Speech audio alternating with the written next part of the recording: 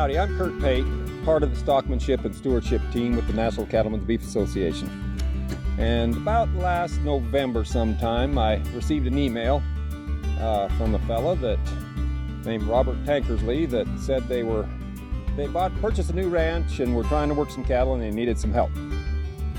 So I responded, and I actually happened to be in Oklahoma visiting my daughter about 4 hours away. I said, well, I'll just come over next time you're gonna work cows. So I did, and met Robert and his family, and they call it the Tribe Cattle Company. And Robert, that was quite a meeting. That's been 5-6 months ago, and we've come a long way since then. Tell us your story. So I'm Robert Tankersley, and we're in Bonnerdale, Arkansas.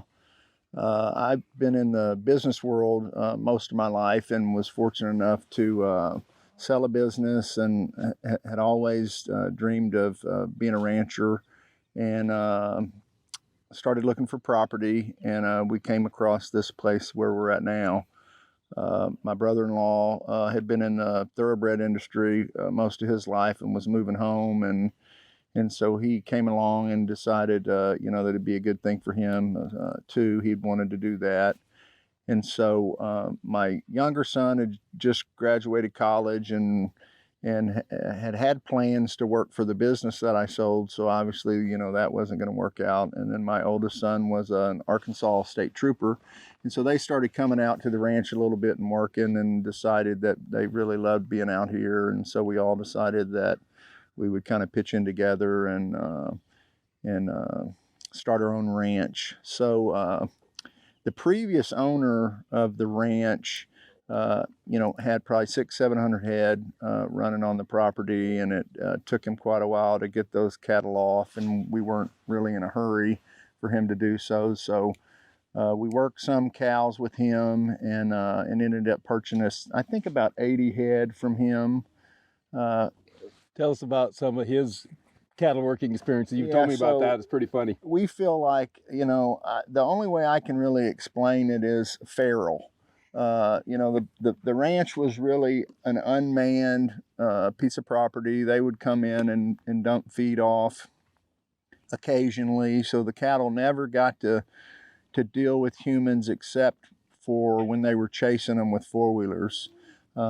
Luke and Tim worked with him a few times when he was trying to sort the cows off and take them to his other ranch. And then I got to be a part of one of them where he was actually in the working pen chasing cows with a backhoe. So it was the craziest thing I'd ever seen. We finally got him out in November. And they were wild. They were wild. And they were cows. hooky. I mean, they'd get on the snort. They would try to kill you. And so we had several of them already picked out that we were going to butcher. And so we had to work the cows in November. And so myself and my brother-in-law, Tim, my two sons and their two wives, put everything together and worked those 80 head. And I was extremely proud of what we did, but none of the gates worked. They had logging chains on everything. And so trying to move things around was extremely difficult. We had the cows would try to run over you like crazy. We had a couple close calls. And at that point for me, it was, there has to be a better way. There has to be a better way to do this than what we've seen done. To me, it's been such a great learning experience for me because I know all these things work, but this is a clean slate of people that had no skills and cows that had a lot of skills, the wrong kind of skills. Mm-hmm. And the people have come up with they are so good by applying basic stockmanship learning skills, basic horsemanship skills, and a goal to leave this place a lot better than it is. So we're using grazing animals to try to rebuild the soils and make this the greatest place. And we just can't wait to see what's going to happen in 10 years. Absolutely. How good this place is going to look even better, and how good these guys are going to be, how much better today. And who knows where we're going to go with all this. That's right. Yeah.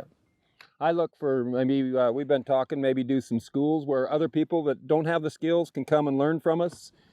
We're building an indoor arena and working facilities. And so that's the other thing that we changed quite a bit was the facilities. The layout was good, but nothing was finished. Right. and it was real dangerous. The latches. Good about starting stuff. Yeah, lots of us are. Right. Yeah. So, but the latches, and then we extended some pans and we changed a few things, but the flow in that place is just wonderful. It's so much better. Yeah. Yep. And I think it's pretty safe. It's a lot safer now than it was. And I think by the way we work the cattle through and around, they've learned to flow in there. And now it's almost like you can't slow them down going in there. They really want to go. That's right. We've done some things quite different for this area. We had kind of a Brandon here. We processed these calves, and we brought all the neighbors in, and we roped and dragged the calves. And you know, we talk about beef quality assurance a lot and doing things the right way, and giving those injections in the neck. And when we castrated, we did things right. And so BQA has become a big part of this deal as well, beef quality assurance. And these guys are all on board with that. And you know, I think the family dynamics are one of the most great thing that I see here. And I know a lot of people that are coming into livestock, the cattle business or in agriculture. Family has to be a big part of it.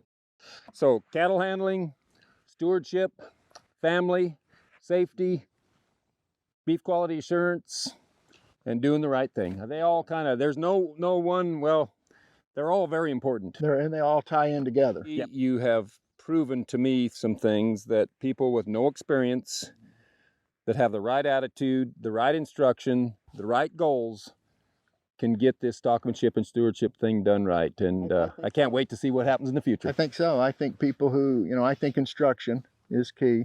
I think for us, not that we wouldn't still be here, and we'd still be plugging away, but the instruction and education, I think is important to, if you want to do it right, and if you want the cattle to be better, and you want your land to you know, continue to improve, I think there's a lot of good information out there for people to look at it, and it is. So some advice that I think that I would give to someone who's looking to get into agriculture or ranching is, I think research. I think there are, through your local extension agent, through Stockmanship and Stewardship, I think there's good instruction out there for people who are willing to listen and who are willing to maybe think about things in a different way. For us, I think that's been the biggest impact on me and our ranch, is the instruction that we've gotten from Kurt and the help along the way. I think having a great team of people who are like-minded, who are willing to work hard, no matter what that is. Yesterday we were shoveling out the barn. You know, that's still a fun day. And so I think having a good group of people around you who want to be here and who want to do a good job, and having a place that you want to come to. I think Kurt and I have talked about it many times. When you come in the gate here, this should be a happy place. This should be a place where you want to be and you want to do a good job. And so I think as long as you kind of have that mindset and you look for good instruction and you have a good group of people around you that you want to spend your time with, I think you can't go wrong. And for me, you've got to find the way you want to go. So you get the instruction, and there's so many different ways of moving and handling and doing things with cattle. But what I saw here with Tim and Logan and Luke, I knew that they would really thrive on kind of the cowboy style or kind of a horseback style. Absolutely. And then everybody else just joined in. So the style you go with, I don't care if it's horseback or with a side-by-side or a four-wheeler or working on foot. Right. It doesn't matter. It's got to fit your personality, your terrain or your facilities, and your lifestyle and what you want. Right. So, you know, just because we're kind of, I feel it's a great traditional way, and if it's gone about right, but you got to get your ego out of these things. So, you know, there's so many people that that they're cowboys and by golly, they'd never get off and work on foot, or they'd never let those cows. Well, if you back that ego off and say, what's best for the cow? Using dogs. Some people think working with dogs is just a terrible thing.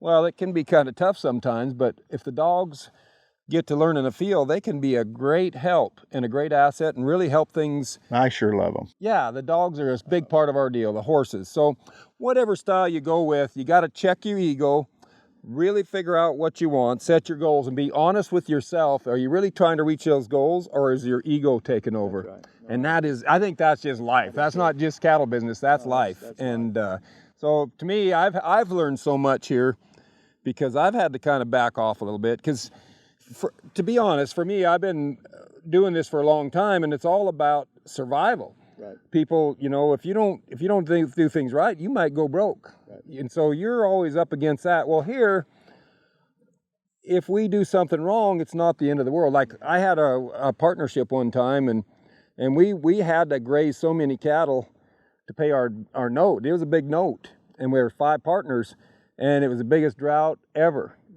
Well, we had to take cattle off. Right. So we were taking money out of our pockets, out of my wife's pocket, right, and putting it in the deal, and that changes the whole dynamics of things. Absolutely. Changes it. We're here, I mean, we want to be profitable, but if there's a little setback, we got a little cushion where we can take it, and then our ego doesn't have to take over, and we don't have to be afraid of losing. That's right. And we can win. And we can focus on our goal. Absolutely. You know, and have it, you know, and do it in a way that we want to do it, instead of in a way where we have to do it because we're driven by ego or some other goal. Yep, it's great. So that's my thing, ego and doing what makes you feel good and wanting to be 10 years down the road doing the same thing. Absolutely.